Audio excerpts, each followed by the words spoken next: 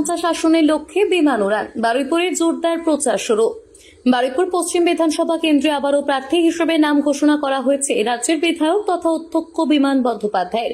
2026 সালের বিধানসভা নির্বাচনকে সামনে রেখে তৃণমূল কংগ্রেস যখন প্রার্থী তালিকা প্রকাশ করে তখনই স্পষ্ট হয়ে যায় এই কেন্দ্রীয় অভিজ্ঞতার ওপরই ভরসা রাখছে দল।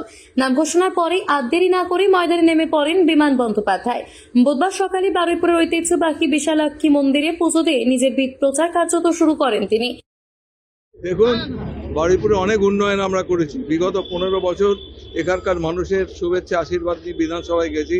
এদের সহানুভূতিতে বিধানসভার অধ্যক্ষ পদে আসীন ছিলাম এবং বারুইপুরের অনেক উন্নয়নমূলক কাজে আমরা সবাই মিলে একযোগে আমরা কাজ করেছি এবং আসন্ন 5 বছর, আগামী 5 বছর নির্বাচিত হয়ে এই সরকার তো ক্ষমতায় আসবেই এবং স্পিকারের আসনে যদি আমি আসীন হই, বারুইপুরে অনেক কাজ বাকি রয়েছে। একটা মহিলা কলেজ আমাদের দরকার রয়েছে, ফুড প্রসেসিং ইন্ডাস্ট্রি দরকার রয়েছে এবং আরও অনেক কাজ রয়েছে। একটা স্টেডিয়াম তৈরি করা, এই বড় বড় কাজগুলো যেন করতে পারি সেই জন্য আমি প্রচেষ্টা করব।